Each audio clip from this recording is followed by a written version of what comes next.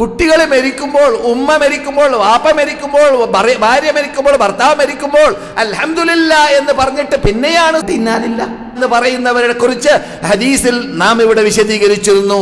അല്ലാഹു സുബ്ഹാനഹു വ തആല കുട്ടി മരിച്ചപ്പോൾ ഒരു വ്യക്തി അൽഹംദുലില്ലാ എന്ന് പറഞ്ഞു. ഇന്നൊക്കെ അൽഹംദുലില്ലാ എന്ന് മരണം കേട്ട ശേഷം പറഞ്ഞ, മരണ വാർത്ത കേട്ട ശേഷം പറഞ്ഞ അടിയുള്ളൂ അല്ലേ?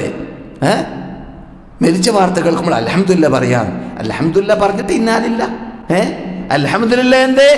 അല്ലാഹ് തന്ന കുട്ടി അല്ലാഹ് കൊണ്ടുപോയി.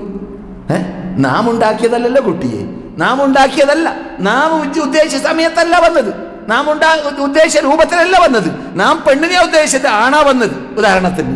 അപ്പോൾ അള്ളാഹു ഉദ്ദേശിച്ച രൂപത്തിൽ വന്നു, അള്ളാഹ് എനിക്ക് തന്ന ഹദിയാണത്. ആ സമ്മാനം അള്ളാഹു ഉദ്ദേശിച്ചപ്പോൾ മടക്കിക്കൊണ്ടുപോയി. അൽഹംദുലില്ലാ. അതിലെന്താ? പിന്നെ അതൊരു മുസീബത്താണ്. മുസീബത്തായതുകൊണ്ട് ഇന്നാ ലില്ലാഹി വ ഇന്നാ ഇലൈഹി റാജിഊൻ. നാം അള്ളാഹുവിന്റെ കീഴിലും അവന്റെ അധീനത്തിലുമാണ്.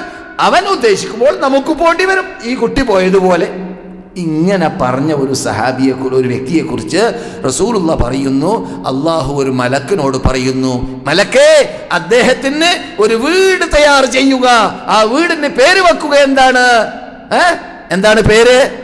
ഹംദ് എന്നാണ് ആ വീട്ടിന്റെ പേര്. അതിന് നിങ്ങൾ പേര് വെക്കുക. എന്താണ്?